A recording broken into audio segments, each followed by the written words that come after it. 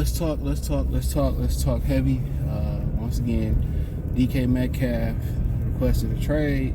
We're going to talk about Tyler Lockett, who historically kills the Lions. He got released. Thumbs up the video, share the video, subscribe to the channel. Subscribe button is the bell icon button. So, DK Metcalf, somebody we talked about a few weeks ago. There was inklings that he get out of Seattle. Seattle's one of them teams in transition. Be interesting to see what happens with Geno if they take a quarterback of the future pretty soon. But yeah, that's the $1 million question. How is that franchise about to turn over with McDonald as the head coach, ex-Michigan defensive coordinator? But as far as DK Metcalf, I think it's a great fit. I know a lot of people are talking about how, well, they got to get pass rush. I mean, Captain Obvious in defense, we know that. But people don't speak about the facts is when that defense was healthy last year, it was playing at a high elite level. Injuries is what decimated the defense. It wasn't that they were not adequate. But like I say, you continue to have to upgrade. They got some decisions to make on that defense. When you get to point two, Carlton Davis. When you get to point two, more reinforcements on the defensive line. And right now, they're really working hard to get Myles Garrett. So you got the draft, you got picks, you got other assets that teams hold valuable. So that you may be done with. So there's opportunities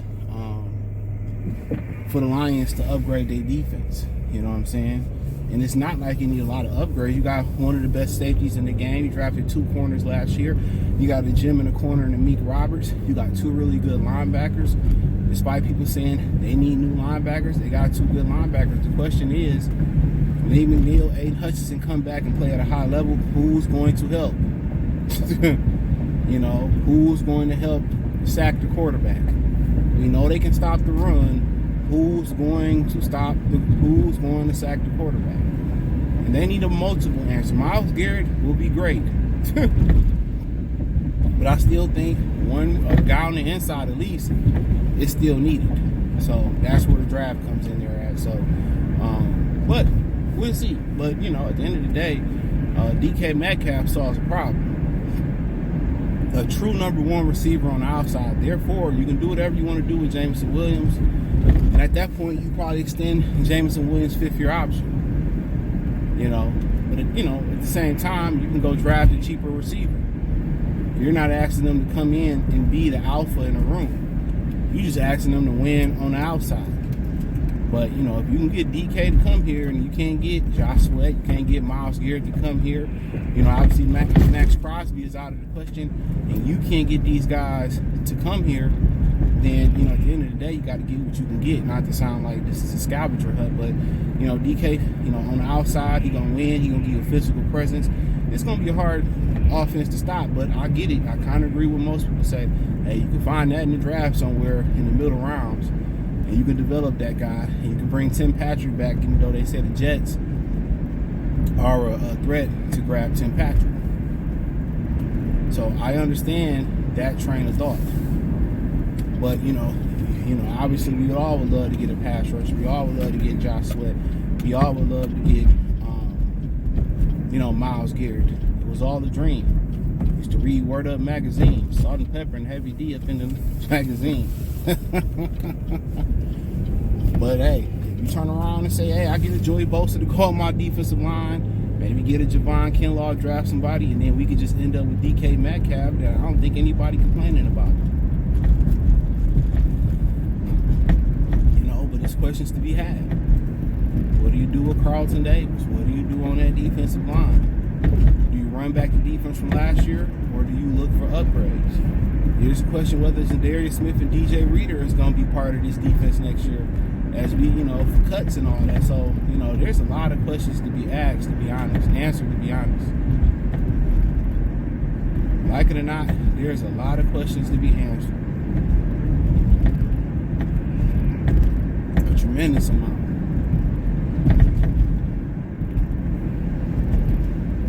There's a tremendous amount of questions to be answered.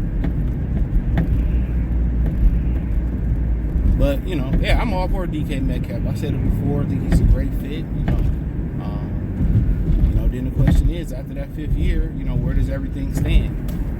You keep Jameson Williams, you move on from DK Metcalf, you move on from Jameson Williams, you try to make his salary cap work. The Eagles do a tremendous job of doing that. The Eagles fan, and shout out to them, they're very respectful in the comment section. In reality, a lot of people don't like them. They cheered when Michael Irvin broke his neck.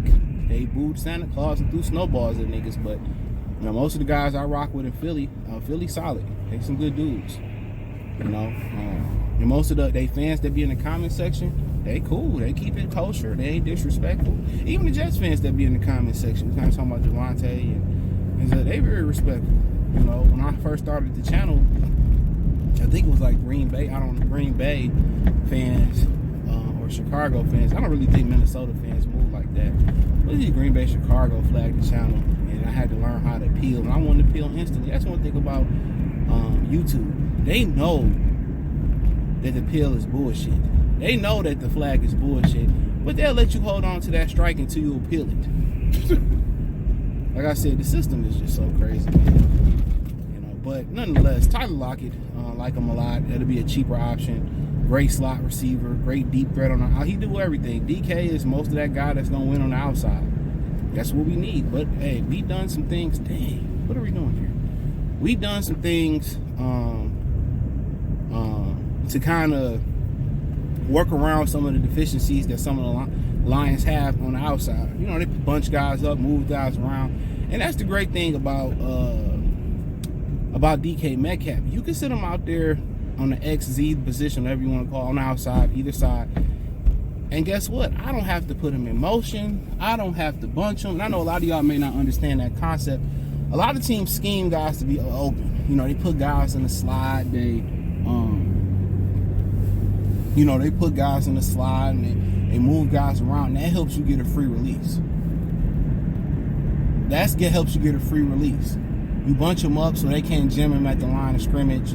You bunch them up, wheel route them, zig them, zag them, whatever you want to call it. That helps them get a free release. That's why you put them in motion. Also, you put them in motion if you're trying to find out what type of defense they're in, man-to-man zone, whatever. It kind of to help you decipher what defense they're in. If you follow them more than times than not, then, man, if the defense shifts and you pass them on to another defender as far as zone coverage-wise, you move to the side of the formation, you know that it's zone coverage. So, yeah, for those who don't understand the thing about it, but guys like Marvin Harrison and guys like Randy Moss and Calvin Johnson, even though even Justin Fields, he moved around the formation, but Marvin Harrison, they left him in that same outside position and nobody had an answer. Nobody had an answer. He was just so much in a rush to get out there. I'm telling you, he should be rushing for no reason. But yeah, they was he ain't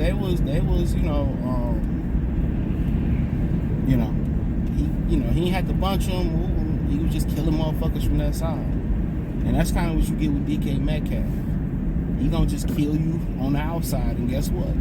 You can do whatever else you want to do with Jameson Williams and St. Brown. So, but as far as Tyler Lockett, he's a guy that does a lot of work on the inside, but he's a deep threat.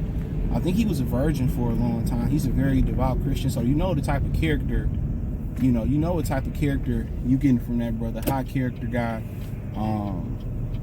smart guy, good football player, and really they just moving on. It's time for Jackson Smith and Jigaboo to do his thing. He's becoming that guy, and he's becoming that guy in that offense. So yeah, Jackson Smith and Jigaboo is that guy.